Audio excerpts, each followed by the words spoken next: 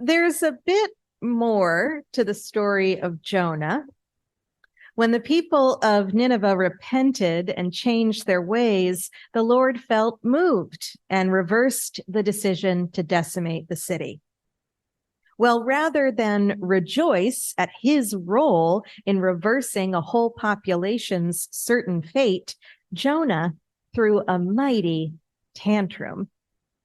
He yelled at the Lord, seemingly disappointed that Nineveh had escaped punishment. He cried out to the Lord, saying, "Oh, Lord, isn't this just what I said when I was still in my own country? This is why I fled to Tarshish, for I know that you are a compassionate and gracious God, slow to anger, abounding in kindness, renouncing punishment. Please, Lord, take my life, for I would rather die than live."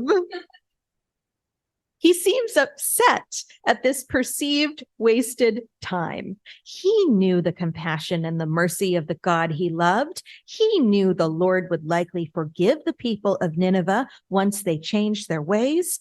Why did the Lord force him to go through all of this? Jonah stomps out to the outskirts of the city and he sets up a small booth, is what it's called in the text, likely where he intends to watch the destruction of the city. He's there for the show. We are not told if Jonah has some sort of personal grudge against Nineveh. We do know that it was a powerful place full of wealth and apparent hypocrisy. Maybe Jonah disagrees with the Lord. Perhaps he is experiencing the very human emotion of a desire for some sort of revenge. Many of us can relate to this if we admit it. Well, we may not publicly admit it. We might not say it out loud. Many of us have wished to see someone we don't like very much brought down a peg or two. And our modern culture is full of examples of gleeful consumption of a prominent public figure's fall from grace. Many of us, if we really admitted it in our heart of hearts, wish to see whole swaths of folks whom we disagree with get their comeuppance. So Jonah has decamped to the outskirts of the city. He's built up this booth to watch the show. And the sun is just beating down. It's very uncomfortable. So the Lord commands a shade tree to grow up over Jonah's head so that he can be comfortable while he stews and waits for a consequence that is never coming. Jonah is very grateful for the tree, but the next day the Lord sends a worm to destroy it. Jonah again takes up wailing. The desert sun beats down on Jonah, and he again claims that he would rather die than live. Are you really that grieved about the death of a plant? The Lord asked Jonah, astonished by the dramatics. Yes, he replied, so deeply that I want to die. Then the Lord said, you cared about the plant, which you did not work for, and which you did not grow, which appeared overnight and perished overnight. And I should not care about Nineveh, the great city in which there are more than 120,000 persons who do not yet know their right hand from their left, and many beasts as well. Therein ends the book of Jonah, with the Lord's compassionate words for people who don't yet understand the depth of their wickedness and all their cattle and livestock and even their house pets. When we leave, Jonah is still sulking. We never hear from him again, and we're left to wonder if he ever got over it. The book of Jonah is typically read during Yom Kippur services because at this point in the 10 days of repentance that follow Rosh Hashanah, Jonah is a highly relatable figure. Yom Kippur is the Jewish Day of Atonement. Those who observe spend 25 hours fasting. They do not eat food or drink water.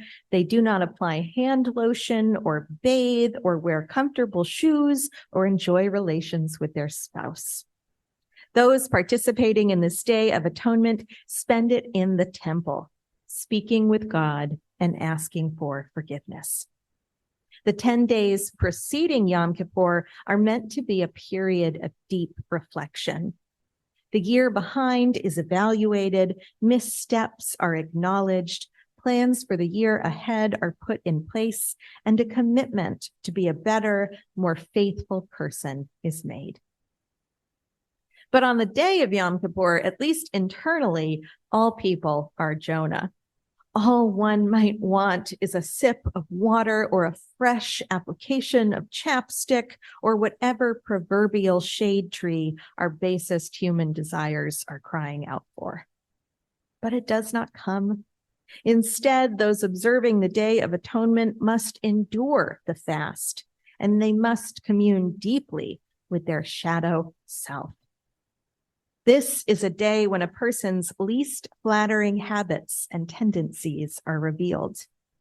This is the day when, pushed to the limits, the faithful are invited to recommit to the straight and narrow path, to confess and atone for their sins, and to seek forgiveness from God so a closer, more real relationship may be formed. Yom Kippur is meant specifically for people to seek forgiveness for the transgressions committed between themselves and God. One is encouraged to arrive at Yom Kippur with a clean conscience, having already sought forgiveness for the wrongs committed between them and another person. Jewish law has a lot to say about forgiveness between human beings. If a person is brave and humble enough to seek forgiveness, the person who has been wronged ought to be brave and humble enough to accept it. Easier said than done. According to Jewish law, one is required to ask for forgiveness 3 times. If after 3 times the person who was wronged still has not granted forgiveness, then the guilty party is no longer obligated to ask. It might sound easy and black and white, but human beings are enormously messy creatures. Seeking forgiveness, let alone admitting to yourself and another that you were wrong and your actions caused harm, is super hard. I fear that we have entrenched ourselves in a culture of premature absolution. Pop psychology has flooded the zeitgeist with words like narcissist and boundaries and codependency. While these words and their definitions are sometimes illuminating and helpful in understanding a circumstance we might be in or a dynamic we're trying to make better, we also often cling to these words and we label situations and people with these words when we don't really have the training or the evidence to do so. I think we often cling to these words, at least in part, to deflect from our own contributions to the breakdown in relationships. Cutting people off becomes a new kind of self-care, and we become more likely to sever a relationship than to do the hard and meaningful work of reconciliation. One of the primary lessons of ministry is learning to take the L, or accept the loss, or admit fault first. Ministers are meant to model seeking forgiveness for their missteps to the wider congregation. While folks often unfairly hold ministers to impossible standards, ministers themselves are meant to unashamedly embrace their human fallibility by admitting when they mess up and consistently returning to the table to try and do better next time. In my own life, I've witnessed ministers who refuse to do this, and the ripple effects of their misconduct and their refusal to admit their wrongs can impact and damage a congregation for decades to come. I'm still learning how to do this. It is easier to seek forgiveness from some than from others. It is easier to admit some mistakes and faults and shortcomings than it is to acknowledge others. Emotions like shame and embarrassment and real strong fear of rejection take up a lot of space and make a lot of noise. But I'm committed to sticking it out. I'm committed to getting better and growing through whatever I go through. I think of ministry as a door that never closes and has no lock. For me, the door is always open. Reconciliation is always possible. A reflection from Temple Beth David titled On Seeking Forgiveness writes, "We learn in a midrash, a Jewish legend, that forgiveness was a necessary component of creation. This midrash teaches that when Adam and Eve ate the fruit and were ejected from the Garden of Eden, they were also forgiven by God." Rabbi David Wolpe interprets this midrash to mean that the world and its existence begins with forgiveness. While there was sin at the beginning, it is important to notice Judaism's emphasis on forgiveness in this story and not the sin. For without mercy, the world cannot survive. Every person will sin, but we will have the strength to forgive when asked. Rabbi Wolpe goes on to say, forgiveness is a generosity of the heart, not an example of clear thinking. Forgiveness is a generosity of the heart, not an example of clear thinking. What a marvelous acknowledgement.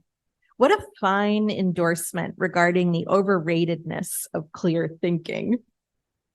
What a stunning declaration of the power and the magic of living in one's heart center. In my learning about Yom Kippur and the 10 days that preceded it this week, I'm coming away with an even deeper conviction regarding what our secular world is missing. We are discouraged away from deep self-reflection. Instead, we are encouraged to plaster up our shortcomings, our wounds, and our fallibility. We are encouraged to move on from trauma and the things that have wounded us. Think about how our culture has responded to COVID-19. How often do you hear phrases like, well, now that COVID is over, or just this sort of like mass delusion of what we went through and how impacted all of us were and all of us continue to be. We're being encouraged to act as if it never happened. And we're being encouraged to pretend that it's not happening anymore, even though the levels of infection of COVID are higher than they were in 2020 and 2021. It's madness. It's this kind of mass delusion that really bothers me. What a different world this would be if instead of the constant pressure to be ever charging forward, forgetting the past, striving to be as productive and unemotional as possible, we all entered into a period of deep self-reflection and atonement at the turning over of each year. Imagine if we did away with the cheap instant gratification of New Year's resolutions, and instead we were encouraged to really take honest stock of the year behind us and recommit to becoming better, more honest, more authentic versions of ourselves in the year ahead. Imagine if we got over the difficulty of saying we're sorry. Imagine if we made a commitment to living our lives with the generosity of our hearts. Imagine how much more real, more authentic, how much closer and more impactful our relationships to each other and ourselves could become. Years ago, a friend gifted me a text titled The Book of Solace by Dane Cutler. The book contains a series of blessings and prayers for Jewish people enduring loss and grief. It was given to me to offer some insight into the religious lives of Jewish patients I might encounter as a chaplain. The end of the book includes an author's note from Cutler, who explains it was written during a period of deep personal and communal upheaval. And, quote, it was in this near constant state of uproar that the clarity of God's voice emerged, not from me, but through me, in the moments when I could be calm enough to listen. I'll end my message today with words from the Book of Solace. And God says, that which doesn't break you because you chose community. Imperfect, lurching and leaning into the wind, you chose to build your family out of all the bent and rusted, the scraps and shards, fitting them together in a holy mosaic.